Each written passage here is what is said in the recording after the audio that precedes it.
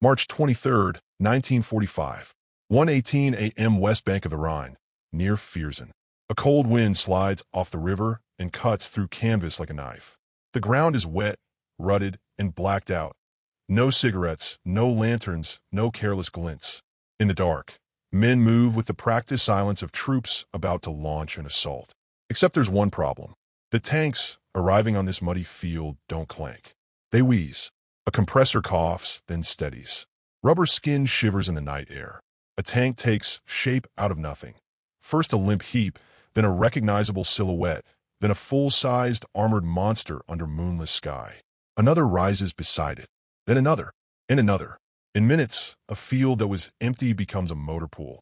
If you didn't know better, if you were looking through German aerial photos or listening from across the river, you'd swear an entire U.S. division just rolled into place. But you can almost hear the joke inside the fear. These tanks aren't tanks.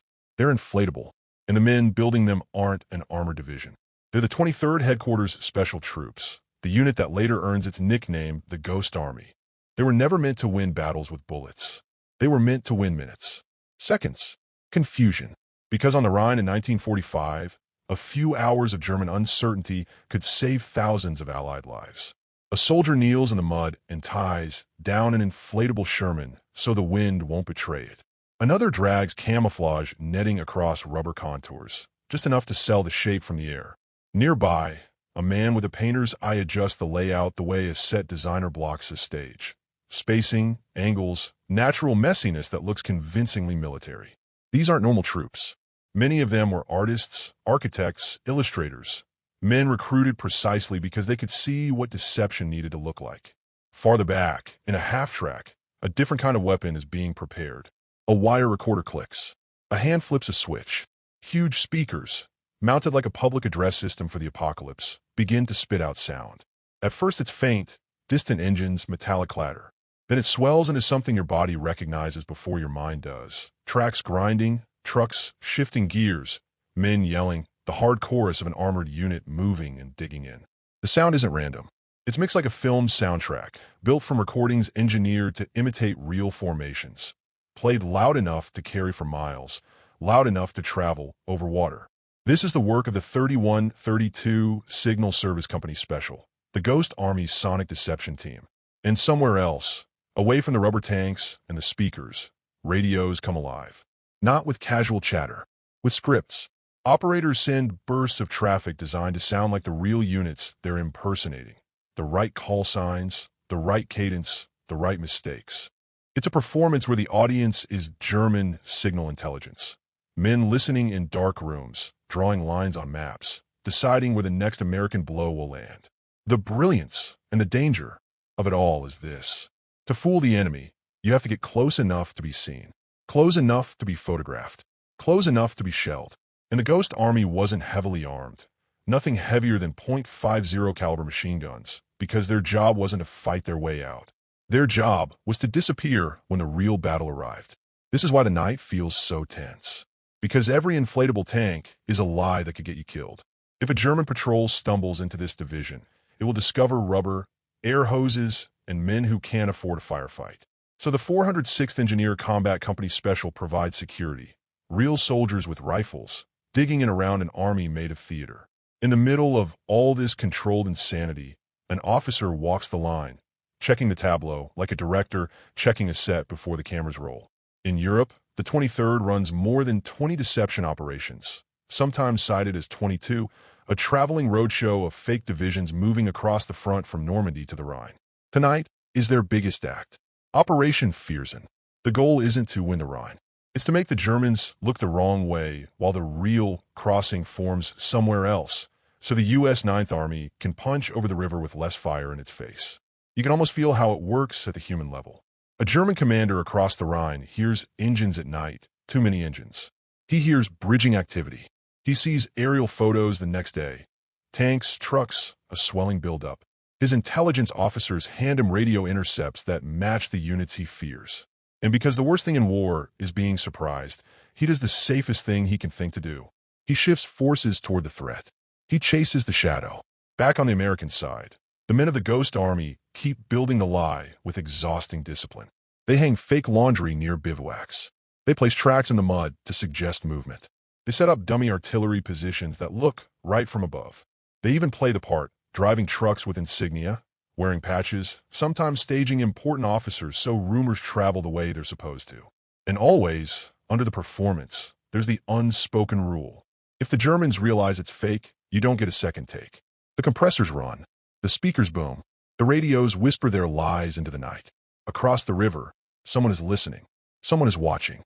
And by dawn, the difference between a successful deception and a catastrophe will come down to whether the enemy believes what he sees, or whether he decides to shoot it until it proves itself real. Dawn doesn't arrive gently on the Rhine. It arrives as a slow lightening of gray, mist hanging low over the water, the far bank a darker smudge, and the air smelling of wet soil and engine oil. The Ghost Army's field of rubber armor sits under camouflage netting like animals under blankets, trying not to breathe too loudly, because daylight is dangerous. At night, deception is sound and suggestion. By day, deception must survive the oldest weapon on Earth, a man squinting through binoculars. On the American side, the division looks alive. Trucks move, real trucks, because you can't fake everything.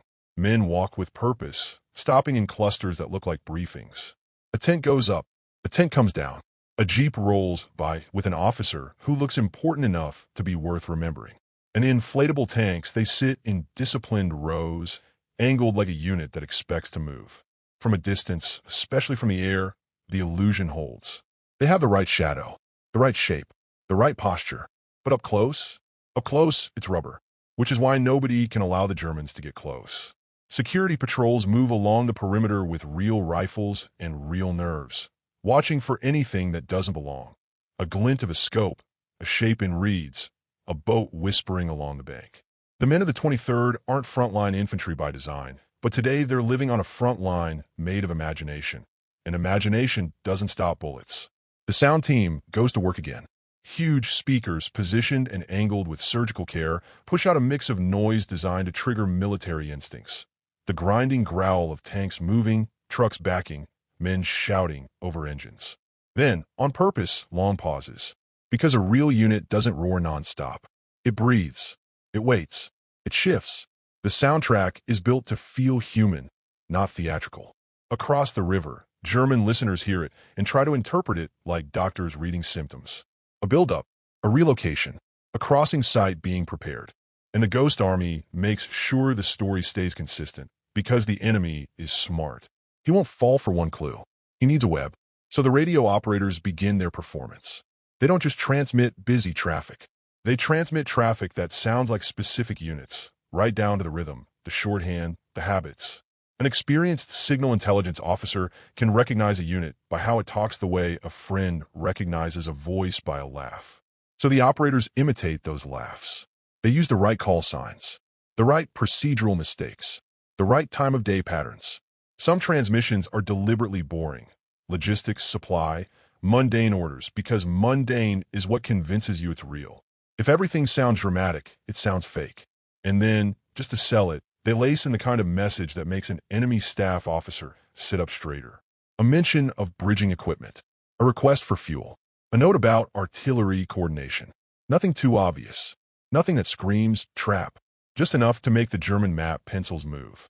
This is the part people underestimate about deception. It isn't a magic trick. It's an entire lifestyle you have to maintain under threat. The fake division needs fake habits, fake mess times, fake vehicle movement, fake routine that looks like a real unit settling into place. So the visual team does what they were recruited to do. They stage, they paint, they arrange, they build dummy artillery positions and place them where an artillery officer would place them. They create tracks in the mud that suggest repeated movement. They set up fake command posts with the right kind of clutter, cables, crates, a purposeful mess that feels authentic from the air. The goal isn't perfection. The goal is believability. Because real armies are messy. At the edge of the site, a patrol reports movement on the far bank. German observers, maybe watching from tree lines. The Ghost Army can't shoot them. Shooting would reveal too much. They can't ignore them either. So they do something stranger. They perform harder. A truck with the right markings drives into view.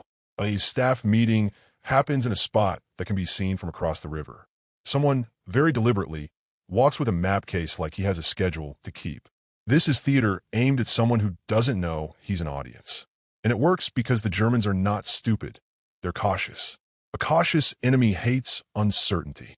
So if you give him a believable certainty, he'll cling to it. That's the hook. And on this day, the hook is the idea that a major crossing is forming here, near Viersen, because the signs point that way. The real crossing, the real weight of the Ninth Army, will happen elsewhere. But the Ghost Army's job is to make elsewhere feel like an afterthought. As the morning progresses, the deception tightens. The sound shifts, more bridging noises now, more metallic clank, more shouted commands. The radio traffic thickens. Visual activity increases. The division looks like it's preparing to do something big. Across the river, German artillery begins probing. Not a full barrage, just a test. Shells walking into the area like fingertips checking for a pulse. A few impacts throw up wet earth and smoke. Men duck. A rubber tank quivers in a shockwave, and for a second the illusion threatens to collapse into absurdity. Then it doesn't, because the tanks are under netting, because nobody gets close enough to see them bounce, because the Ghost Army has learned how to be shelled without laughing. A staff officer on the American side hears the impacts and mutters something bitter. Imagine dying for a balloon. And that's the knife edge of the job. If the Germans commit to this false crossing and hammer it with everything they have, the Ghost Army could take real casualties for an army that isn't real. But if the Germans believe it and shift forces here, if they chase the shadow, then the real crossing will face less resistance, and thousands of Real soldiers will live. That's the trade. That's the moral math of deception warfare. As the day wears on, reports begin filtering in through Allied channels. Intercepts, aerial recon, frontline observation. German units are repositioning. Not all of them, not perfectly, but enough movement to matter. The enemy is reacting to the lie. And that's when the Ghost Army's officers exchange the kind of look you only share when you know your trick is working. And you also know the next part is the most dangerous. Because once the enemy has committed to the false picture, you have to keep him committed long enough for the real blow to land elsewhere. Which means tonight, the deception will intensify. Bigger sounds, bolder radio traffic, more visible preparation, and somewhere across the Rhine, a German commander will decide whether to keep chasing shadows, or to call their bluff with a storm of steel that rubber can't absorb. Night falls again, and with it comes the kind of darkness that feels like a living thing, thick, damp, and full of small noises that make you flinch. The river breathes beside them, slow and black, and somewhere on the far bank you can see the faintest pinpricks of light. German positions, watchful and patient. This is the most dangerous hour for deception, because this is when a real crossing would happen. And the Ghost Army has to make the enemy believe it's about to. The sound trucks roll into position like artillery pieces, their big speakers aimed with care. A man checks cables with hands numb from cold. Another flips through a notebook like a conductor reviewing a score. You can almost smell the equipment. Warm electrical odor, wet canvas, oil. Then the soundtrack begins. Not a simple loop, a narrative. It starts with low, distant vehicle noise, trucks moving in ones and twos, then swells into coordinated movement, convoys, tank engines, the clatter of bridging components. You hear shouted commands, the metallic ring of tools, the heavy splash of something being lowered toward water. The sound is designed to travel, bounce off the river's surface, carry across to the far bank, and lodge itself inside German brains like a certainty. On the American side, a guard mutters, "It's like listening to a war movie." Another guard answers, "Yeah, except if they believe it. Real men don't die." Radio operators in their trucks keep the other half of the illusion alive. They transmit in bursts, traffic that sounds urgent now, the kind of urgency you'd expect on the eve of a crossing. Requests for equipment, coordination messages, a mention of timing that's just vague enough to feel authentic and just specific enough to bait an enemy staff officer into making a decision. Then they go quiet for a stretch, because silence can be as convincing as noise. Units go radio silent before major moves. Deception isn't constant sound. It's pattern. Across the river, German artillery answers again, probing rounds first, then heavier. Shells land in the mud with wet, brutal thumps, spraying earth and fragments. Men hit the ground instinctively, faces pressed into cold dirt. Somewhere under camouflage netting, an inflatable tank shivers as shockwaves pass. A shell lands close enough that everyone holds their breath, because if it lands too close, the blast might tear netting, expose rubber, reveal the lie to any observer with binoculars. The netting holds. The lie holds. For now, a runner brings a message to a Ghost Army officer. Short, urgent. Intercepts suggest German units are responding. Reserve elements are shifting. Guns are being reoriented toward the false crossing site. The enemy's attention is bending, pulled like a magnet toward this staged threat. This is what the 23rd was built for, bending enemy attention. But attention is not the same as commitment. The German commander has to believe not just that something is happening here. He has to believe it's happening here enough to move forces away from the real crossing sites. So the Ghost Army leans in. More visible movement near the riverbank. Trucks arriving, leaving, arriving again. Engineers appear in silhouette, staging activity that looks like reconnaissance and preparation. A few lights are allowed to flicker briefly, controlled, deliberate, because controlled light can look like confidence. And confidence is contagious. Then, in the middle of the night, a new sound cuts through everything. Not artillery, not engines. Aircraft. A low drone, distant but unmistakable, moving along the river line. The kind of sound that makes everyone look up, even though there's nothing to see but black. German reconnaissance. Or night fighters. Or both. For the Ghost Army, this is a nightmare scenario. Enemy eyes above, searching for the pattern beneath the camouflage. Men freeze. Orders whisper down the line. No unnecessary movement. The sound team adjusts volume. Enough to be heard. Not so much it draws a perfect arrow to their location. Radios keep talking because silence at the wrong moment can look suspicious. Above, the engine drone passes, then circles. A second pass. Lower. Someone clenches his jaw and thinks, if they flare the area, we're done. Because a flare would turn this muddy field into daylight for a few bright seconds, and daylight would reveal whether those tanks are steel or rubber. The circle widens. Then the drone fades off into distance. No flares. No sudden exposure. Just a lingering fear of what almost happened. And then the real war, elsewhere, begins to move. You don't hear it directly at first, but you feel it in the way Allied communications tighten. In the way officers look at their watches and don't speak. In the way the Ghost Army's own leaders start receiving updates that aren't about their deception at all. Updates about crossing operations happening beyond the horizon of this stage. This is the hinge moment. If the Germans are looking here, then they're not looking there. And there is where real engineers are laying real bridges, real assault boats are cutting through real river current, and real infantry is stepping into real water under real fire. The Ghost Army keeps performing because the performance is what keeps the enemy's eyes pinned. The speakers keep throwing sound across the Rhine. Radios keep whispering, we're here, we're here, we're here. And for a while, the German artillery keeps answering. Rounds keep dropping on the fake buildup. Guns keep focusing on the wrong patch of riverbank. Shells meant to shred bridging equipment are exploding in mud and near inflatable silhouettes. Every shell that lands here is a shell that doesn't land on the real crossing. By early morning, the evidence of success begins to harden. Reports. German units held in place near Viersen. Artillery oriented toward the deception. Reserves delayed. Confusion in enemy communications about the main Allied effort. Operation Viersen is doing what it was supposed to do. But success doesn't mean safety. Because now comes the most dangerous part of any deception. The moment the enemy realizes he might have been tricked. And when that realization hits, it often arrives with rage. A German commander who suspects a phantom division might decide to punish the area anyway. Shell it, sweep it, send patrols across the bank to confirm. And if a patrol crosses and finds rubber tanks in the mud, it won't just expose the lie. It will trap the liars. The Ghost Army can't hold ground against a real assault. They can't defend a division that evaporates when you bayonet it.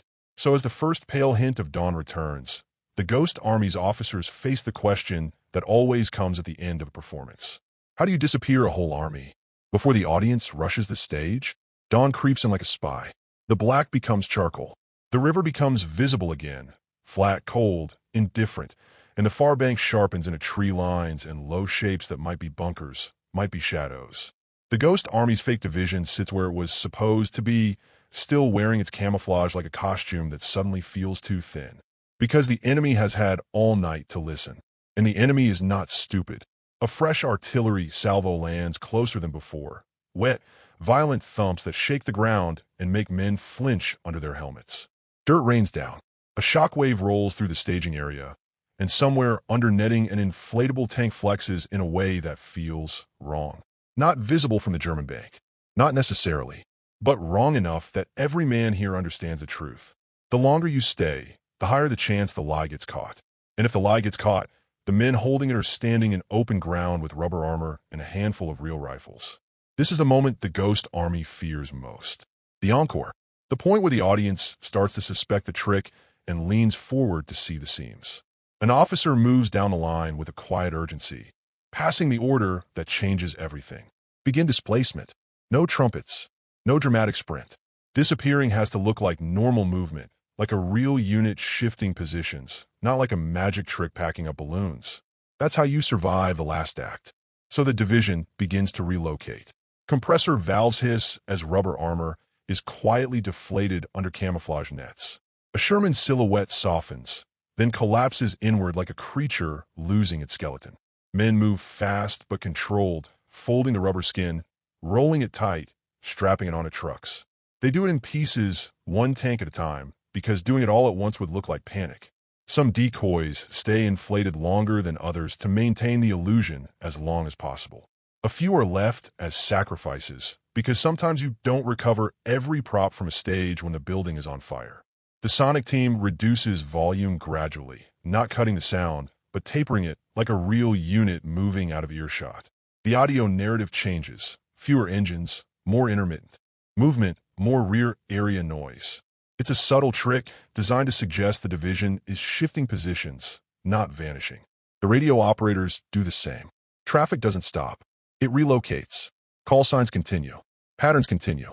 But the center of the communication shifts, as if the unit's command post is moving to a new coordinate. The story remains coherent. The division is repositioning, not evaporating. And all the while, security patrols stay alert, eyes on the riverbank, because the most dangerous thing now isn't artillery. It's curiosity. A German patrol crossing the wrong spot at the wrong time. A recon element moving into the area to confirm.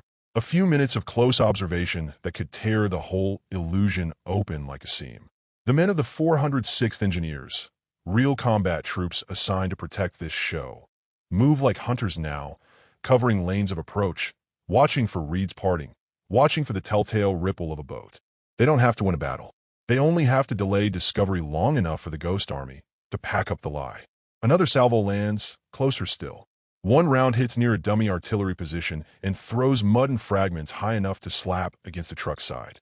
A soldier ducks and laughs once, an ugly little sound, because the absurdity is unbearable. We're being shelled for theater. But the laughter dies fast because shelling kills the same whether it hits rubber or flesh. A runner arrives with updates from higher command, short phrases, fast. The real Rhine crossing is succeeding. German reserves are slow. Enemy artillery is misallocated. The deception has done its work, which means the Ghost Army's job now is not to keep lying. It's to survive the moment the enemy notices the truth, because the truth always leaks. It leaks the way dawn leaks into darkness, gradually, then all at once. On the far bank, German observers see movement. Maybe they interpret it as the division preparing to assault. Maybe they interpret it as repositioning. But if any of them suspect a deception, they'll respond the fastest way a suspicious commander responds. Send someone to check. And that someone doesn't need to be a battalion. It could be a squad, a handful of men with rifles and eyes. That's enough to find rubber. So the Ghost Army moves with a kind of disciplined urgency that looks like confidence from afar. Trucks roll out in staggered intervals, not a single convoy. Men keep up appearances, helmets, posture, routine, because the performance isn't only for German intelligence. It's for German soldiers with binoculars. At one point, a truck carrying a rolled-up inflatable tank passes another truck carrying real ammunition, and the two drivers lock eyes for half a second, both understanding the surreal blend of real and fake, both aware that the Germans firing at this place are aiming at ghosts and hitting humans. Then the last sound truck begins to pull back. The speakers play a final sequence, engines fading, commands trailing off, like a curtain closing. The radios keep transmitting for a little longer, then their center shifts again, moving the Phantom Division down the road. By late morning, the field near Viersen looks emptier. Not empty, not obviously abandoned, but less alive. And that's the danger. Because an enemy watching might think, They're pulling back. Why? And that question can become suspicion. Suspicion can become verification. Verification can become disaster. The last inflatable is deflated under netting, folded, and hauled away. The men who built the army now dismantle it in silence, hands moving like stagehands after a show, quick, tired, careful. Then they leave. They don't march off in formation. They don't fire a victory salute. They vanish the way a magician vanishes a coin, with practiced ease and a heart pounding hard enough to feel in your throat. And across the Rhine, German artillery still lands on the empty mud for a while, because it takes time for a commander to accept he's been fooled. Each shell that hits after the Ghost Army has left is almost poetic, the enemy firing at shadows that already moved on. The stage empty, the props gone, and the real war elsewhere carrying forward under less pressure, because tonight an army that didn't exist persuaded the enemy to point his guns in the wrong direction. But the Ghost Army isn't done, because Viersen was only one act in a larger campaign of illusion. And the question that always follows success is the most dangerous one. How many times can you fool a man with a gun before he starts shooting every shadow? By afternoon, the field is just mud again. Tracks crushed grass, a few broken branches, the kind of evidence any unit leaves behind, except this unit left behind something stranger, the residue of a story that never existed in steel. The Ghost Army is already moving because that's how they survived the war. They were never a permanent presence. They were a traveling illusion. Arrive, build the lie, sell the lie, vanish before anyone could walk up close enough to poke a finger through rubber. In the back of a truck, an inflatable tank lies rolled tight, like a carnival prop. A soldier sits on it to keep it from shifting on the road, and the absurdity sits on him too. He looks out at the countryside and thinks about how many German shells landed on mud today because they believed in a balloon. But the humor doesn't last long, because every deception operation leaves a fingerprint. People remember being fooled, and people hate that. Every time the Ghost Army pulls off another successful act, it forces the enemy to become more suspicious, more aggressive, more likely to investigate. An investigation is death for a unit whose armor is air. That's why the 23 RD's war is fought on a different clock than everyone else's. Infantry fights until it wins ground. Armor fights until it breaks through. The Ghost Army fights until the enemy believes them. And then they fight the clock to disappear before belief turns into doubt. And they do it over and over. From Normandy onward, they roll into new sectors and pretend to be other units. Big ones, recognizable ones. So German intelligence thinks entire divisions are relocating. They paint new insignia on trucks. They put the right shoulder patches on jackets. They stage fake headquarters. They move vehicles in patterns that look right. They create the kind of operational noise, radio, sound, movement that suggests weight. Most people imagine deception as a clever trick you do once. In reality, it's exhausting, because the lie has to survive contact with reality. Reality is weather. Reality is artillery.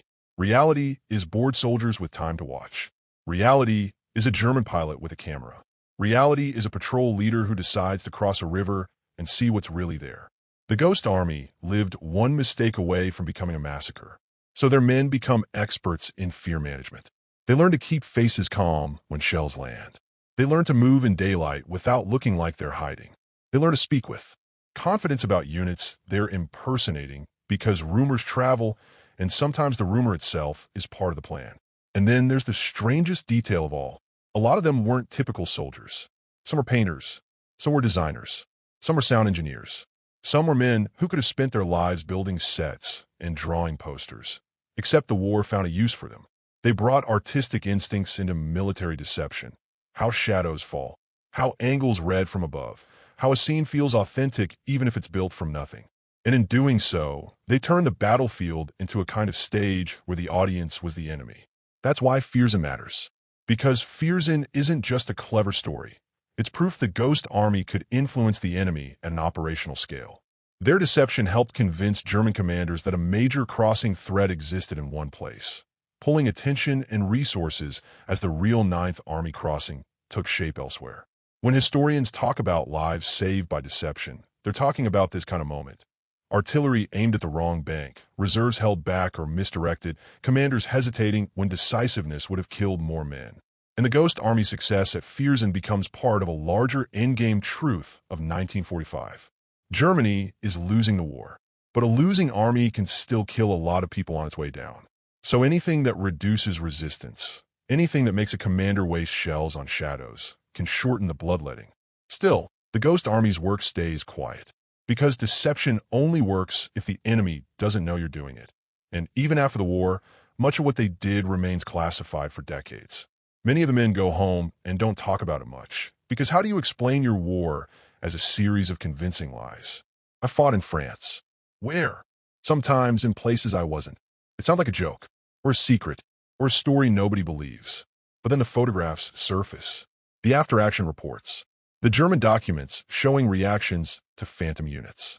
The pieces click into place, and what looked like myth becomes something more unsettling. A unit that fought without firing much. A unit that won with inflatable tanks and radio scripts. A unit that made real artillery shoot at air. And when you zoom in close, the human drama becomes sharper. Because these men weren't just making things up. They were standing close enough to the enemy to be killed for their performance. They were risking their lives to protect men they would never meet. Infantry crossing a river, armor rolling on roads, engineers laying bridges under fire. In the end, the Ghost Army's real weapon wasn't rubber. It wasn't speakers. It wasn't radio traffic. It was something older and more fragile. Belief. Belief is what makes a commander shift a division. Belief is what makes a gun crew fire at a position. Belief is what makes an enemy waste time, waste shells, waste opportunity. And in 1944 to 45, the Allies learned to weaponize belief with a sophistication the Germans didn't always see coming, especially when the battlefield was full of smoke, chaos, and the constant fear of surprise. But belief cuts both ways, because the more you use deception, the more you train the enemy to distrust everything. And that mistrust can turn brutal fast into scorched earth reprisals, aggressive patrols, suspicion aimed at civilians. So the Ghost Army's legacy isn't just cleverness. It's a reminder that war isn't only fought with steel.